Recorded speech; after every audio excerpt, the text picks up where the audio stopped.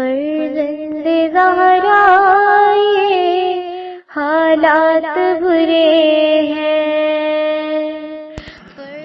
کاشانہ بصیرت ایک ایسا مکمل یوٹیوب چینل جس پر محروم بصارت کے لیے بالخصوص اور تمام افراد کے لیے بالعموم سینکڑوں کی تعداد میں اسلامی کتب دستیاب ہیں۔ لہذا گزارش ہے کہ آپ اپنی ذمہ داری نبھاتے ہوئے کاشانہ بصیرت کو سبسکرائب کرنے کے ساتھ ساتھ بیل آئیکن کو پریس کیجئے تاکہ آپ علم کے حصول کے ساتھ ساتھ مذہب اہل بیت کی اشاعت میں بھی اہم کردار ادا کرتے رہیں۔ کاشانہ بصیرت۔ فرزند زہرا یہ حالات برے ہیں۔ بسم اللہ الرحمن الرحیم۔ السلام علیکم۔ کاشانہ بصیرت کے یوٹیوب چینل سے نورین عباس آپ کے ساتھ ہے۔ ہم مطالعہ کر رہے ہیں الکوثر فی تفسیر القرآن کی جلد ششم کا، جس کے مصنف ہیں جناب محسن علی نجفی۔ تو آئیے آغاز کرتے ہیں الکوثر فی تفسیر القرآن کے 12ویں حصے کا۔ سورۃ المبارکہ النمل۔ بسم اللہ الرحمن الرحیم۔ اس سورۃ المبارکہ کی آیات کی تعداد کوفہ کے قاریوں کے مطابق 93 آیت، بصرہ کی قرأت کے مطابق 94 آیت اور حجاز والوں کی قرأت کے مطابق 95 آیت ہے۔ کوفہ کی قرأت چونکہ قاری عاصم نے قاری عبدالرحمن سلمی سے انہوں نے حضرت علی سے اخذ کیا ہے، اس لیے قاری عاصم کی قرأت زیادہ مستند ہے۔ یہ سورۃ بلا اتفاق مکی ہے۔ دیگر سورۃ قرآن کی طرح اس سورت کی کسی آیت کے بارے میں نہیں کہا گیا یہ مدنی ہے۔ تفسیر خازن کے مطابق یہ سورۃ المبارکہ 1317 کلمات اور 4790 حروف پر مشتمل ہے۔ بسم اللہ الرحمن الرحیم۔ طاسین تلک آیات القرآن وکتاب مبین ھدی وبشری للمؤمنین۔ بنام خدائے رحمان الرحیم۔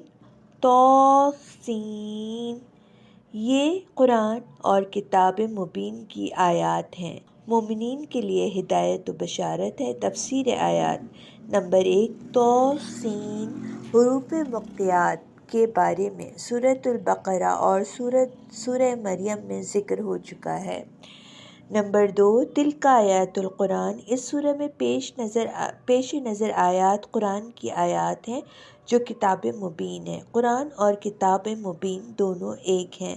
مجمع البیان میں فرمایا 2 صفات اس لیے بیان ہوئی ہیں تاکہ یہ معلوم ہو جائے کہ یہ قرآن قرأت اور کتابت کے ذریعے ظاہر ہوگا، اور مبین اس لیے فرمایا یہ قرآن ایک ناطق کی طرح ہے جو امر و نہی، حلال و حرام، وعدہ اور وعید کو بیان کرتا ہے۔ نمبر 2۔ ھدی، یہ قرآن مومنین کے لیے ہدایت اور بشارت ہے، اگرچہ یہ تمام انسانوں کی ہدایت کے لیے ہے۔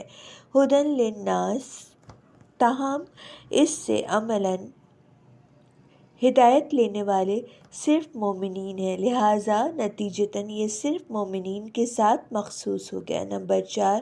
وبشری، یہ بشارت ہے ان لوگوں کے لیے جو ہدایت سے مستفید ہوتے ہیں یا یہ معنی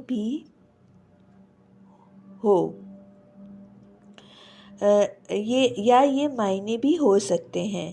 ہدایت تو سب کے لیے ہے لیکن بشارت صرف مومنین کے لیے۔ الذین یقیمون الصلاة ویؤتون الزکاة وهم بالآخرة هم یوقنون، جو نماز قائم کرتے ہیں اور زکوٰۃ دیتے ہیں اور آخرت پر یقین رکھتے ہیں۔ تفسیر آیات قرآن ہمیشہ ایمان کے بعد عمل صالح کا ذکر فرماتا ہے۔ یہاں عمل صالح کی جگہ نماز اور زکوٰۃ کا ذکر فرمایا کہ اعمال صالحہ کے اولین مصداق نماز اور زکوٰۃ ہیں۔ ساتھ اس بات کی بھی وضاحت ہو جائے کہ قرآن کی بشارت صرف ایمان کے دعوے سے نہیں ملتی جب تک اس کے ثبوت کے لیے نماز و زکوٰۃ جیسے گواہ موجود نہ ہوں۔ اگر وَهُمْ بِالْآخِرَةِ هُمْ يُوقِنُونَ، اگر اعمال صالح کے ساتھ آخرت پر ایمان نہیں ہے یا اعمال حبط ہو جاتے ہیں، جیسا کہ وَالَّذِينَ كَذَّبُوا بِآيَاتِنَا وَلِقَاءِ الْآخِرَةِ حَبِطَتْ أَعْمَالُهُمْ، اور جنہوں نے ہماری آیات اور آخرت کی پیشی کی تکذیب کی، ان کے اعمال ضائع ہو گئے۔ إن الذين لا يؤمنون بالآخرة زينا لهم أعمالهم فهم يعمهون، جو لوگ آخرت پر ایمان نہیں رکھتے، یقیناً ان کے لیے ہم نے ان کے افعال خوشنما بنا دیے ہیں، پس وہ سرگرداں پھرتے ہیں۔ تفسیر آیات نمبر 1، عقیدہ آخرت دینوی زندگی کو معقولیت اور خواہشات کو لگام دیتا ہے، جبکہ آخرت پر ایمان نہ رکھنے والوں کے لیے یہی زندگی سب کچھ ہے اور انہیں کسی جواب دہی کا خوف نہیں ہے، اس لیے ان کی خواہشات کو لگام نہیں لگتی، جس کے نتیجے میں ان سے اطمینان و سکون سلب ہو جاتا ہے۔ فہم یا مہون نمبر 2، زینا لہم اعمالہم، ان کے اعمال ہم نے خوشنما بنا دیے۔ آخرت پر ایمان نہ ہونے کی وجہ سے زندگی کی تمام رعنائیاں دنیاوی خواہشات میں مجتمع اور منحصر ہو جاتی ہیں۔ مومن کے لیے دنیا کی زندگی وسیلہ آخرت ہے، جبکہ منکر کے لیے دنیا کی زندگی خود مقصد ہے، لہٰذا دنیا پرستی پر مبنی ان کے اعمال ان کے لیے خوشنما ہونا قدرتی بات ہے۔ أولئك الذين لهم سوء العذاب وهم في الآخرة هم الأخسرون، یہ وہ لوگ ہیں جن کے لیے برا عذاب ہے اور آخرت میں یہی سب سے زیادہ خسارے میں ہوں گے۔ نمبر 3، منکرین قیامت جو خسارہ اٹھانے والے ہیں، اس کا تصور کرنا بھی مشکل ہے، چونکہ جب یوم آخرت آ جائے گا تو منکر کو علم ہوگا کہ میں کسی وقتی مسئلے میں نہیں، ابدی زندگی کے مسئلے میں خسارے میں ہوں۔ ذالک هو الخسران المبین۔ اہم نکات نمبر 1، سب سے بڑا خسارہ آخرت کی زندگی کا خسارہ ہے۔ وَإِنَّكَ لَتُلَقَّى الْقُرْآنَ مِن لَّدُنْ حَكِيمٍ عَلِيمٍ، اور اے رسول، یہ قرآن آپ کو یقیناً ایک حکیم دانا کی طرف سے دیا جا رہا ہے۔ تفسیر آیات ابتدائے بحث میں حضور صلی اللہ علیہ وسلم کو جن حوصلہ شکن مشکلات کا سامنا تھا، ان کے تناظر میں اس آیت کی تلاوت کی جائے تو بات سمجھ میں آ جاتی ہے۔ یہ قرآن ایک حکیم و علیم ذات کے پاس سے آپ کو عطا کیا جا رہا ہے، اور آپ کو مشکلات کا سامنا کرنے کا جو حکم دیا ہے، یہ حکم دینے والے میں حکمت کا فقدان ہے اور نہ علم کی کمی ہے۔ لا تلقى القرآن، تلقی تے لام قاف چھوٹی ہے، کوئی چیز وصول کرنے کو کہتے ہیں۔ القاء الف لام قاف الف اور حمزہ، کسی بات کا ذہن میں ڈال دینا، تعلیم دینا، اسی سے تلقین ہے۔ انا سنلقی علیک قولا ثقیلا، یہ لفظ اس صورت کے لیے استعمال ہوتا ہے کہ وصول اور عطا کرنے کے درمیان کوئی فاصلہ نہ ہو، چنانچہ ارسال، ایصال اور انزال میں واسطہ ہو نہ ہو، دونوں صورتوں کے لیے ہے۔ من لدن، یہ لفظ اند عین نون دال کے معنوں میں ہے، یعنی پاس سے۔ اس میں واسطے کی نفی کی طرف اشارہ ہے۔ اس سے اس بات کو تقویت ملتی ہے کہ وحی قلب رسول پر اللہ کی طرف سے براہ راست نازل ہوتی ہے اور جبرائیل امین واسطہ یا حائل نہیں ہیں، صرف آواز کی طرح ایک ذریعہ ہیں۔ اس کے بعد ذکر ہونے والے قرآنی قصے میں اس وحی کی عملی صورت کو بیانہ ہے۔ اہم نکات قرآن خدائے حکیم و دانا کی طرف سے رسول کے لیے ایک عطیہ ہے۔ إذ قال موسى لأهله إني آنست نارا سآتيكم منها بخبر أو آتيكم بشهاب قبس لعلكم تصطلون۔ اس وقت کا ذکر کرو جب موسیٰ نے اپنے گھر والوں سے کہا میں نے ایک آگ دیکھی ہے، میں جلد ہی اس میں سے کوئی خبر لے کر تمہارے پاس آتا ہوں، یہ انگارہ سلگا کر تمہارے پاس لاتا ہوں تاکہ تم تاپو۔ تشریح کلمات شہاب شین دو چشمیہ الف بے شہاب بریکٹ میں جو الفاظ موجود ہیں، شین گول ہے، بے بریکٹ بند، الف شین دو چشمیہ الف بے الشہاب کے معنی شعلہ کے ہیں۔ قبس قاف با سین بریکٹ میں جو الفاظ موجود ہیں، قاف با سین بریکٹ بند، آگ کا شعلہ یا اس کی چنگاری جو شعلے سے لی جائے۔ انستو بریکٹ میں الفاظ جو موجود ہیں وہ الف نون سین بریکٹ بند، الف لام الف نون سین، الانس کے معنی کسی چیز سے انس پانا یا دیکھنا کے ہیں۔ تفسیر آیات مدین میں میم دالیے نون مدین میں چند سال گزرنے کے بعد مصر واپس جاتے ہوئے صحرائے سینا میں حضرت موسیٰ یہ واقعہ پیش آیا۔ حضرت موسیٰ کو یہ واقعہ پیش آیا۔ نمبر 1 اس قال موسیٰ لأہلہ حضرت موسیٰ اپنے افراد تھے، خاندان کے ساتھ تھے، اس لیے جمع کا صیغہ سآتیکم استعمال فرمایا۔ نمبر 2 انستو نارا میں نے آگ دیکھی ہے، ایسا معلوم ہوتا ہے کہ یہ صرف حضرت موسیٰ کو نظر آئی ہے۔ ہم نے پہلے اس بات پر روشنی ڈالی ہے کہ اللہ تعالیٰ اپنے انبیاء سے رابطہ عام بشری حواس کے ذریعے نہیں فرماتا بلکہ ان تمام حواس سے بالا تر ذریعے سے رابطہ فرماتا ہے جو دوسروں کے لیے قابل درک نہیں ہوتا، نہ دوسروں کو نظر آتا ہے نہ سنائی دیتا ہے۔ نمبر 3 سآتیکم منہا بخبر اس سے ظاہر ہوتا ہے رات کی تاریکی میں حضرت موسیٰ مصر کا راستہ بھول گئے تھے مگر منزل پر پہنچ گئے تھے، یعنی نبوت کی منزل پر۔ نمبر 4 بشہابی قبسن موسم بھی سردیوں کا تھا، تاپنے کی ضرورت پیش آ رہی تھی۔ فلما جاءها نودي أن بورك من في النار ومن حولها وسبحان الله رب العالمين۔ جب موسیٰ آگ کے پاس پہنچے تو ندا دی گئی بابرکت ہو وہ جس کا جلوہ آگ کے اندر ہے، اور بابرکت ہو وہ جو اس کے پاس ہے، اور پاکیزہ ہے سارے جہان کا پروردگار اللہ۔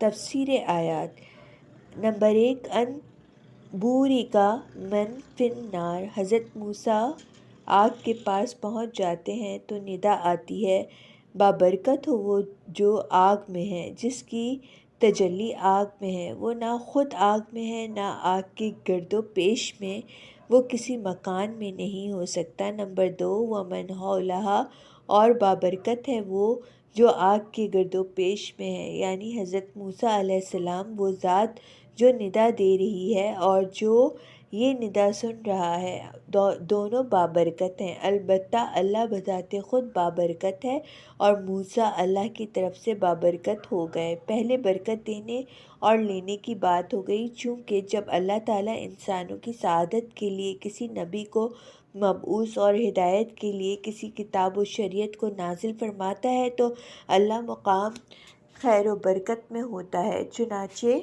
فرمایا تبارک الذی نزل الفرقان علی عبدہ لیکون للعالمین نذیرا، بابرکت ہے وہ ذات جس نے اپنے بندے پر فرقان نازل فرمایا تاکہ وہ سارے جہاں والوں کے لیے انتباہ کرنے والا ہو۔ سبحان اللہ رب العالمین، اس جملے سے اللہ کے جسم و جسمانیت سے پاک ہونے کی وضاحت فرمائی۔ ایسا نہیں ہے کہ اللہ تعالیٰ نے درخت میں حلول کیا یا درخت کو اپنا مستقر بنایا ہو یا اس کا وجود روشنی کی شکل میں کسی حاسہ بصر میں سمویا گیا ہو۔ ان تمام مخلوقات کی صفات سے پاک ذات ہے۔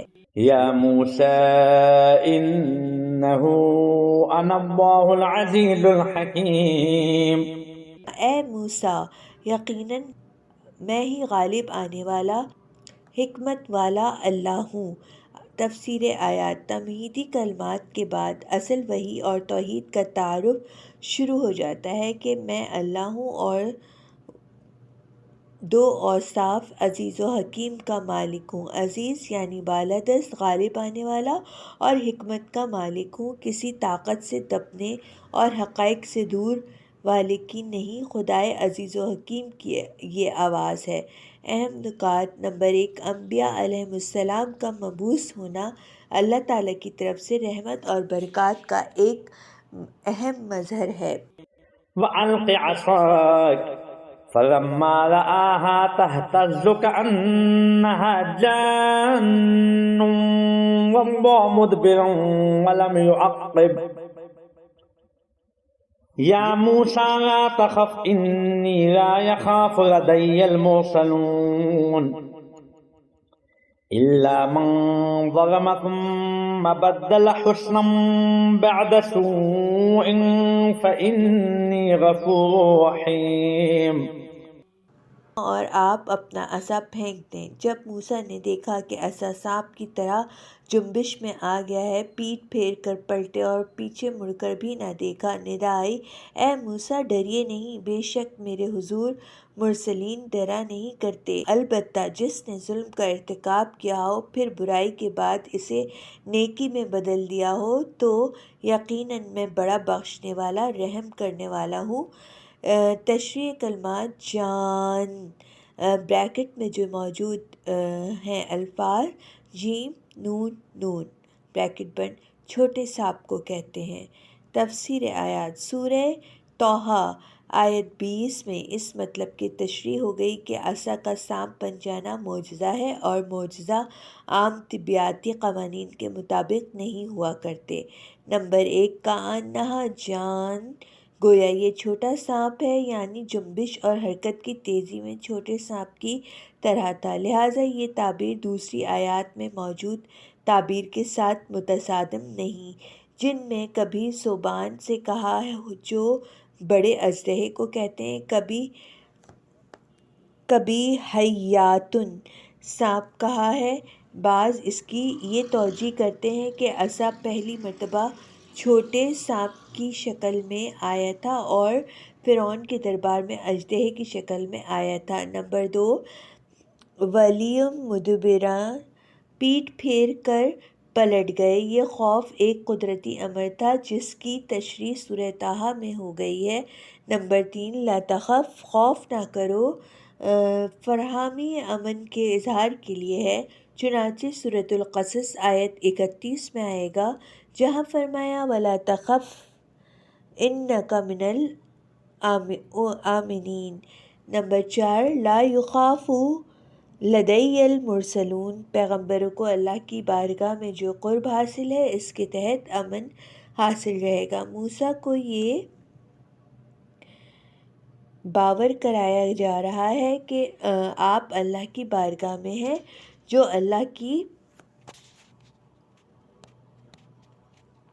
بارگاہ میں ہوتا ہے وہ ڈرا نہیں کرتا۔ نمبر 5، الا من ظلم، خوف اسے لاحق ہونا چاہیے جو اپنے نفس اور دوسروں پر ظلم کر کے میری بارگاہ میں آئے، ایسے ظالم کو میری عدالت سے خوف ہونا چاہیے۔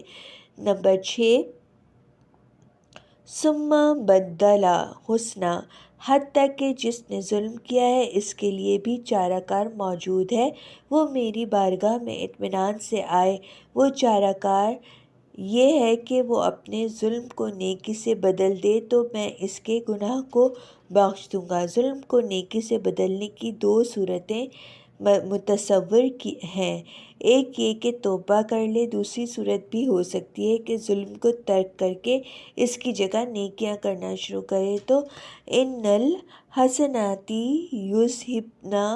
یذہبن السیئات، نیکیاں گناہوں کو دور کر دیتی ہیں۔ جیسے شرک چھوڑ ایمان لے آئے تو ظلم نیکی میں بدل جاتا ہے۔ وَأَدْخِلْ يَدَكَ فِي جَيْبِكَ تَخْرُجْ بَيْضَاءَ مِنْ غَيْرِ سُوءٍ فِي 9 آيَاتٍ إِلَى فِرْعَوْنَ وَقَوْمِهِ إِنَّهُمْ كَانُوا قَوْمًا فَاسِقِينَ۔ اور اپنا ہاتھ تو گریبان میں ڈالیے، بغیر کسی عیب کے چمکتا ہوا نکلے گا۔ یہ ان 9 نشانیوں میں سے ہے جنہیں لے کر فرعون اور اس کی قوم کی طرف آپ کو جانا ہے۔ بے شک وہ بڑے فاسق لوگ ہیں۔ تشریح کلمات: جے بیکا، جیم یہ یعنی چھوٹی ہے اور بے، اور یہ تینوں الفاظ ایک بریکٹ کے اندر موجود ہیں۔ جیب، جیم یہ بے، گریبان کو کہتے ہیں۔ تفسیر آیات: حضرت موسیٰ کا دوسرا معجزہ ید بیضاء چمکتا ہاتھ ہے۔ من غیر سوء، یہ چمک عیب کی وجہ سے نہیں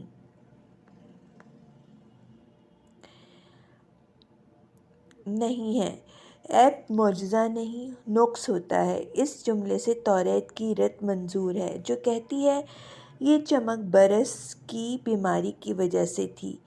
فی 9 آیات، عصا اور ید بیضاء ان 9 معجزات میں سے ہیں جو حضرت موسیٰ کو دیے گئے۔ نمبر 1، عصا کا اژدہا بن جانا۔ نمبر 2، ید بیضاء۔ نمبر 3، جادوگروں کو شکست دینا۔ نمبر 4، طوفان۔ نمبر 5، ٹڈی دل سے فصلوں کی تباہی۔ نمبر 6، سرسریوں کی آفت، غولوں کی نابودگی۔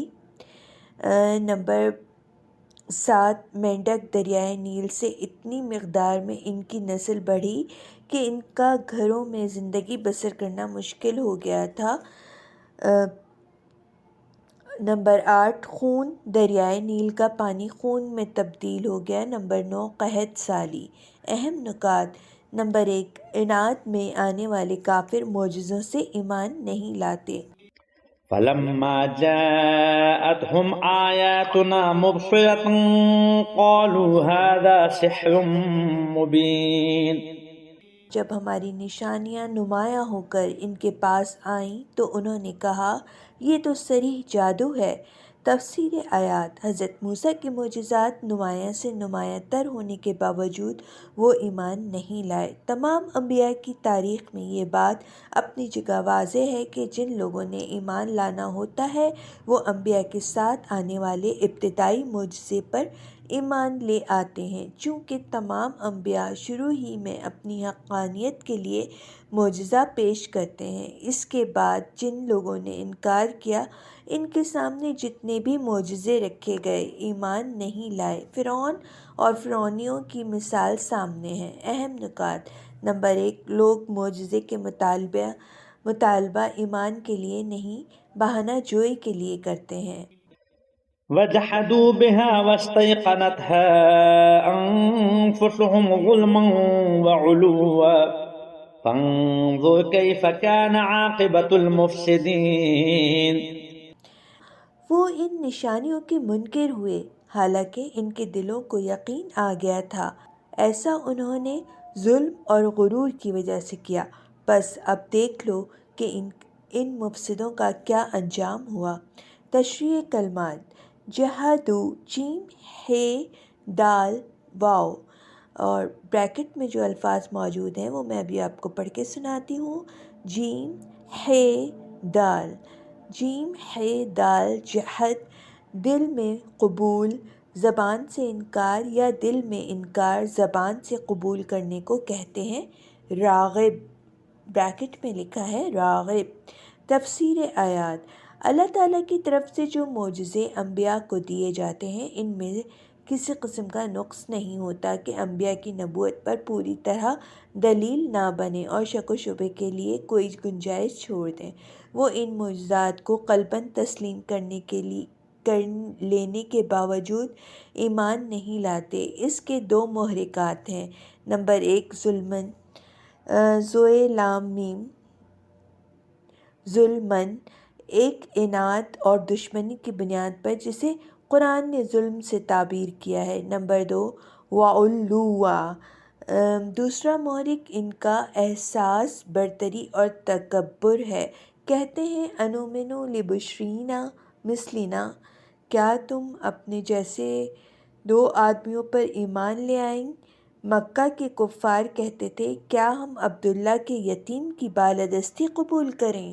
اہم نکات: ایمان نہ لانا دلیل میں نقص کی وجہ سے نہیں، عناد و تکبر کی وجہ سے ہے۔ وَلَقَدْ آتَيْنَا دَاوُودَ وَسُلَيْمَانَ عِلْمًا وَقَالَ الْحَمْدُ لِلَّهِ الَّذِي فَضَّلَنَا عَلَى كَثِيرٍ مِّن عِبَادِهِ الْمُؤْمِنِينَ۔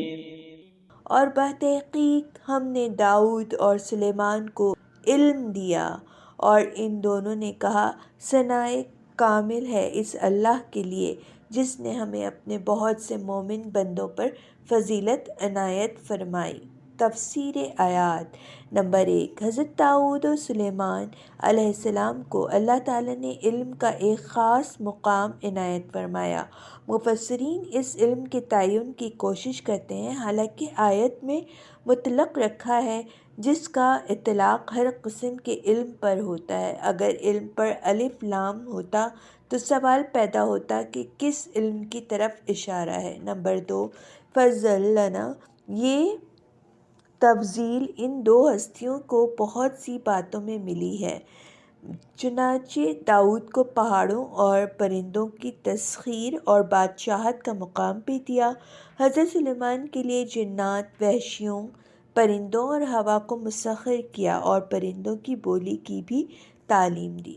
وَوَرِثَ سُلَيْمَانُ دَاوُودَ وَقَالَ يَا أَيُّهَا النَّاسُ عُلِّمْنَا مَنطِقَ الطَّيْرِ وَأُوتِينَا مِن كُلِّ شَيْءٍ إِنَّ هَذَا لَهُوَ الْفَضْلُ الْمُبِينُ۔ اور سلیمان داؤد کے وارث بنے اور بولے اے لوگو، ہمیں پرندوں کی بولی کی تعلیم دی گئی ہے اور ہمیں سب طرح کی چیزیں عنایت ہوئی ہیں، بے شک یہ تو ایک نمایاں فضل ہے۔ تفسیر آیات: نمبر 1 وَوَارِثَ سُلَيْمَانُ دَاوُد، حضرت سلیمان حضرت داؤد علیہ السلام کے وارث بنے۔ کس چیز کے وارث بنے؟ ہمارا موقف یہ ہے کہ وہ مال و حکومت کے وارث بنے، کیونکہ باپ کی وفات پر اس کا مال و اولاد کی طرف منتقل ہو جاتا ہے، لیکن علم و نبوت میں ایسا نہیں ہے کہ باپ کا انتقال ہوتے ہی باپ کا علم اولاد کی طرف منتقل ہو جائے۔ اسی طرح نبوت بھی ہے، چنانچہ باپ عالم ہوتا ہے، بیٹا جاہل۔ نبوت میں بھی ایسا ہے، باپ نبی ہیں، بیٹا نہیں۔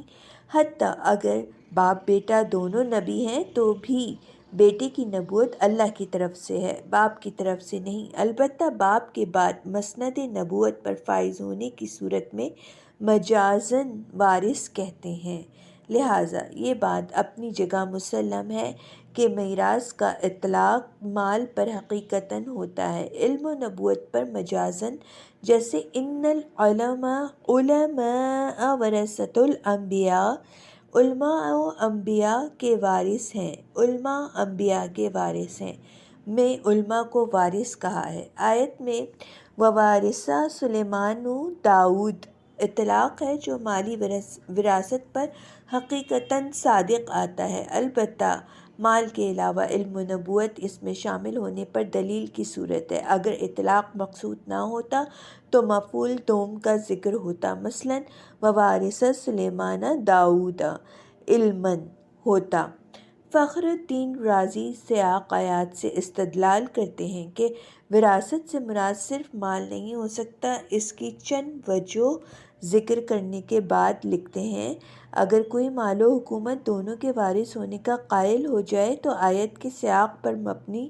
وجوہات کی بنا پر نہیں، حدیث کے ظاہری معنی کی بنا پر رد کیا جا سکتا ہے۔ فخر الدین رازی کو اعتراف ہے کہ آیت کے حقیقی مصداق سے ہاتھ اٹھانے کے لیے حدیث کا سہارا لینا پڑے گا، پس معلوم ہوا ورثہ کے حقیقی معنی مالی وراثت ہے اور حدیث اس حقیقی معنی کے مقابلے میں ہے، پس یہ بات ثابت ہو گئی کہ قرآن سے انبیاء کی مالی وراثت ثابت ہے۔ بات صرف حدیث کی رہ جاتی ہے۔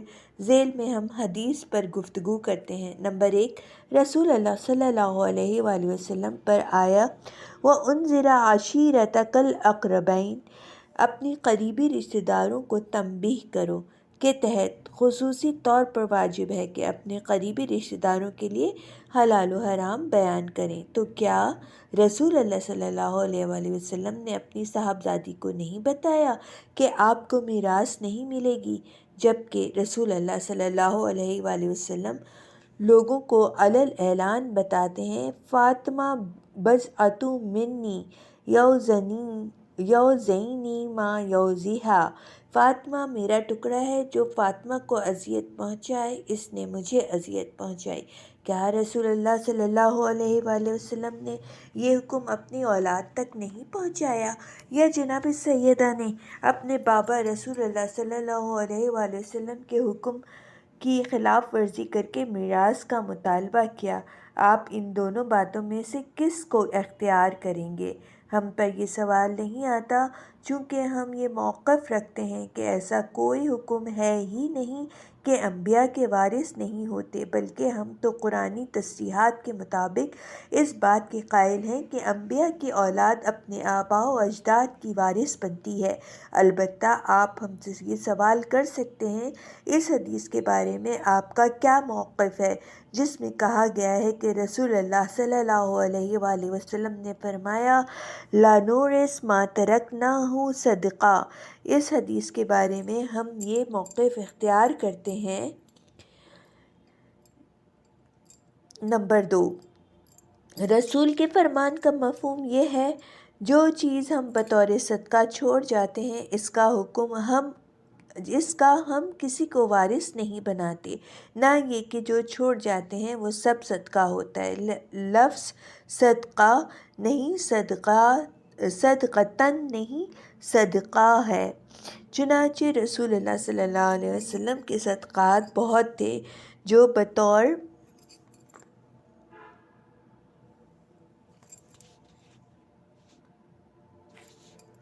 سامعین یہاں پہ یہ لفظ لکھا ہوا ہے جو مس پرنٹ کی نظر ہو گیا ہے، میں پھر بھی اس کی جو ہے اس لفظ کا آپ کو ہجے کر کے بتا دیتی ہوں۔ نون اور یا فے ہے یا نون ہے اور پھر نون چھوٹی ہے، اس طرح کا کوئی ورڈ ہے، تو میں آپ کو جملہ کمپلیٹ کر کے بتاتی ہوں تاکہ جو سمجھنے والے ہیں، جو بصیرت رکھتے ہیں، وہ آسانی سے اس جملے کو سن کر اور اس لفظ کو پکڑ لیں۔ رسول اللہ صلی اللہ علیہ وآلہ وسلم کے صدقات بہت تھے جو بطور فنی آپ کی ملکیت میں آئے تھے۔ چنانچہ امام شمس الدین سرخسی سین رے خے سین چھوٹی ہے سرخسی نے اپنی شہرہ آفاق فقہی کتاب المبسوط جلد 12 صفحہ نمبر 36 باب الوقف طبع دارالکتب العلمیہ بیروت میں حدیث کے یہی معنی کیے ہیں، ان کی عبارت ملاحظہ ہو۔ یہاں پہ عربی میں ان کی عبارت موجود ہے، لیکن میں آپ کو اس کا ترجمہ پڑھ کر سناتی ہوں۔ ہمارے بعض اساتذہ نے وقف کے ناقابل تنسیخ ہونے پر رسول اللہ صلاۃ والسلام کی اس حدیث سے استدلال کیا ہے، انا معاشر الانبیاء لنورث ما ترکنا صدقات۔ وہ کہتے ہیں اس حدیث کا مطلب یہ ہے جو مال بطور صدقہ بریکٹ میں لکھا ہوا ہے وقف ہم نے چھوڑا ہے وہ ارث میں نہیں جاتا، ارث الف رے سے ارث میں نہیں جاتا۔ اس کا یہ مطلب نہیں انبیاء کے اموال کے وارث نہیں ہوتے، اس کا یہ مطلب نہیں انبیاء کے اموال کے وارث نہیں ہوتے، جبکہ اللہ تعالیٰ نے فرمایا وَوَرِثَ سُلَيْمَانُ داؤد، نیز فرمایا فَهَبْ لِي مِن لَدُنْكَ وَلِيًّا يَرِثُنِي وَيَرِثُ مِنْ آلِ یعقوب۔ پس ممکن نہیں رسول اللہ صلی اللہ علیہ وآلہ وسلم قرآن کے خلاف بات کریں۔ حدیث کی اس توجیہ سے معلوم ہوا انبیاء علیہم السلام کی طرف سے وقف ناقابل تنسیخ ہونا ایک خصوصی بات ہے، کیونکہ انبیاء علیہم السلام کے وعدے دوسرے لوگوں کے معاہدے کی طرح ہیں۔ ابن عطیہ اندلسی اپنی تفسیر المحرر الوجیز فی تفسیر الکتاب العزیز 253 جلد 4 میں اور قرطبی اپنی مشہور تفسیر الجامع لحکام القرآن 164 میں اس حدیث کے یہ معنی کرتے ہیں، اور احتمال ہے انا معاشر الانبیاء لا نورث کا مطلب یہ ہوا کہ وارث نہ بنانا انبیاء کا اپنا عمل اور سیرت ہے، ورنہ ان میں ایسے انبیاء ہیں جن کے مال کے وارث تھے جیسے زکریا، جیسا کہ مشہور قول ہے۔ ابن عطیہ اپنی تفسیر المحرر الوجیز نمبر 5 سورہ مریم آیت نمبر 5 کے ذیل میں لکھتے ہیں احتمال ہے نبی صلی اللہ علیہ وآلہ وسلم کا فرمان انا معاشر الانبیاء لا نورث سے مراد غالب انبیاء کا معاملہ ہو، تمام انبیاء نہ ہوں۔ قاضی ایاز نے اپنی کتاب الماء صفحہ نمبر 1 میں صدقۃ صاد دال قاف اور گول تے صدقۃ کی بالفتح اور بالرفع دونوں صورتیں ممکن ہیں کی طرف اشارہ کیا ہے۔ نمبر 3، خود حضرت ابوبکر نے اس حدیث کے خلاف عمل کیا جب عباس رضی اللہ تعالیٰ عنہ اور حضرت علی میں رسول اللہ صلی اللہ علیہ وسلم کے امامے اور تلوار کی میراث میں اختلاف ہوا تو ان چیزوں کو بطور میراث حضرت علی کے حق میں فیصلہ دیا، اگر صدقہ ہوتا تو حضرت علی کے لیے صدقہ حرام تھا۔ نمبر 4، مصر کے نامور محمود ابو ریاح کہتے ہیں الف بے واو رے یہ گول ہے۔ ابو ریاح کہتے ہیں حضرت ابوبکر کو چاہیے تھا کہ ترکہ رسول میں سے کچھ بطور عطیہ حضرت زہرا کو دے دیتے، جیسا کہ انہوں نے زبیر بن عوام اور محمد بن مسلمہ کو ترکہ رسول میں سے دے دیا تھا۔ نمبر 5، زمانے کی ستم ظریفی دیکھیے، یہی فدق حضرت عثمان نے مروان کو دے دیا۔ مروان راندہ رسول جیسے رسول اللہ صلی اللہ علیہ وآلہ وسلم نے اپنی مروان راندہ رسول جسے رسول اللہ صلی اللہ علیہ وآلہ وسلم نے اپنی زندگی میں شہر بدر کیا تھا، وہ آج ترکہ رسول پر قابض ہے اور بنت رسول محروم۔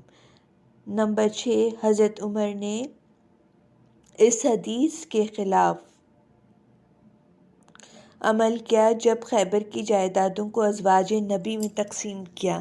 کہتے ہیں ازواج کے حق میں مہر دیا تھا، جبکہ قرآن میں صراحت کے ساتھ بیان ہے کہ ازواج کا مہر رسول اللہ نے زندگی میں ادا کیا تھا۔ ملاحظہ ہو یا ایھا النبی انا احللنا لک ازواجک التی آتیت اجورہن اے نبی، ہم نے آپ کے لیے آپ کی وہ بیویاں حلال کی ہیں جن کے مہر آپ نے دے دیے ہیں۔ اس جگہ ابن ابی الحدید نے نہج البلاغہ کی شرح میں حضرت علی کے اس فرمان بلی کانت فی ایدنا فدق کے ذیل میں لکھا ہے، میں نے علی بن الفارقی جو مدرسۃ الغربیہ بغداد کے مدرس تھے سے پوچھا، کیا فاطمہ سچی تھیں؟ انہوں نے کہا ہاں۔ میں نے کہا حضرت ابوبکر نے فدق ان کو کیوں نہیں دیا؟ مسکرا کر کہا، اگر آج فدق دے دیتے تو کل فاطمہ اپنے شوہر کی خلافت کا دعویٰ بھی کرتیں تو ابوبکر کو اپنے مقام سے ہٹا دیتیں۔ ابن ابی الحدید کہتے ہیں، بات اپنی جگہ درست ہے، اگرچہ اسے بطور مذاق کہا گیا ہے۔ یہاں وہ احادیث قابل توجہ ہیں جو رسول اللہ صلی اللہ علیہ وآلہ وسلم نے مختلف مقامات پر حضرت فاطمۃ الزہرا سلام اللہ علیہا کو ناراض کرنے، اذیت دینے کے بارے میں خصوصی طور پر ارشاد فرمائیں، جو صحاح و غیر صحاح و شیعہ اور سنی مصادر میں موجود ہیں۔ فاطمہ بضعۃ منی بربینی ما ارا بہا فمن غز بہا اغضبنی۔ فاطمہ بضعۃ منی برینی ما اربہا یؤذینی ما یؤذیہا۔ فاطمہ بضعۃ منی من سرہا فقد سرنی من اذاہا فقد اذانی۔ فاطمۃ بضعۃ منی من سرہا فقد سرنی ومن سآہا فقد سآنی۔ فاطمۃ بضعۃ منی من سرہا فقد سرنی یسخطنی مسخطہا۔ سامعین، یہاں پہ جو ہے یہ عربی میں لکھی گئی تھی بغیر اعراب کے، یہ احادیث نقل ہوئی ہوئی ہیں، تو مجھ سے پڑھنے میں کوئی غلطی ہوئی تو مجھے معاف کریے گا۔ نمبر 2، یا ایھا الناس علمنا منطق الطیر۔ یہ بات اپنی جگہ مسلم ہے کہ پرندے، حیوانات اور حشرات باہمی افہام و تفہیم کے لیے ذرائع استعمال کرتے ہیں، چنانچہ وہ مختلف حالات میں مختلف آواز نکالتے اور مختلف انداز اختیار کرتے ہیں، اور اللہ کا یہ فرمان بھی سب کے سامنے ہے، وَمَا مِن دَابَّةٍ فِي الْأَرْضِ وَلَا طَائِرٍ يَطِيرُ بِجَنَاحَيْهِ إِلَّا أُمَمٌ أَمْثَالُكُمْ۔ اور زمین پر چلنے والے تمام جانور اور ہوا میں اپنے 2 پروں سے اڑنے والے سارے پرندے بس تمہاری طرح کی امتیں ہیں۔ یہ بھی اپنی جگہ مسلم ہے کہ انسان آوازوں میں سے ایک خاص ارتعاش کو سن سکتا ہے جو 16 سے 32 ہزار فی سیکنڈ کے درمیان ہو۔ اس سے کم یا زیادہ کو انسان نہیں سن سکتا، لہٰذا اللہ کے وہ رسول جو وحی کی لطیف آواز کو سن سکتے ہیں، ان کے لیے پرندوں کی بولی سن اور سمجھ لینا کوئی مشکل امر نہیں ہے۔ جو لوگ اس کی تعویل و توجیہ کرتے ہیں وہ در حقیقت اللہ تعالیٰ کو فاعل مختار ہر شے پر قادر نہیں سمجھتے، بلکہ وہ اللہ کو طبیعیاتی اشیاء کی طرح لیتے ہیں جن سے ان سے مربوط چیزیں صادر ہو سکتی ہیں، جیسے پانی سے رطوبت اور آگ سے حرارت، اور بس۔ نمبر 3، وَأُوتِینَا مِن کُلِّ شَیْءٍ۔ ہمیں ہر چیز عنایت ہو گئی ہے۔ کُلِّ شَیْءٍ، ہر چیز سے مراد ہر وہ نعمت ہے جس سے دنیا میں انسان بہرور ہو سکتا ہے۔ چنانچہ خود حضرت سلیمان کی دعا تھی، وَہَبْ لِی مُلْکًا لَا يَنبَغِی لِأَحَدٍ مِّن بَعْدِی۔ مجھے ایسی بادشاہی عطا کر جو میرے بعد کسی کے شایان شان نہ ہو۔ اہم نکات: نمبر 1، میراث کا قانون عام ہے۔ جہاں اس عام کی شمولیت نہیں ہوتی ہے اس کا شریعت میں ذکر ہے، جیسے کفر، قتل، عاق، ان میں نبوت کا ذکر نہیں ہے۔ نمبر 2، پرندے مربوط بولی بولتے ہیں جسے انبیاء کی حس لطیف درک کر سکتی ہے۔ اور سامعین کرام، یہاں میں اپنے مطالعے کو روک رہی ہوں، انشاءاللہ دوبارہ حاضر ہوں گی، جب تک کے لیے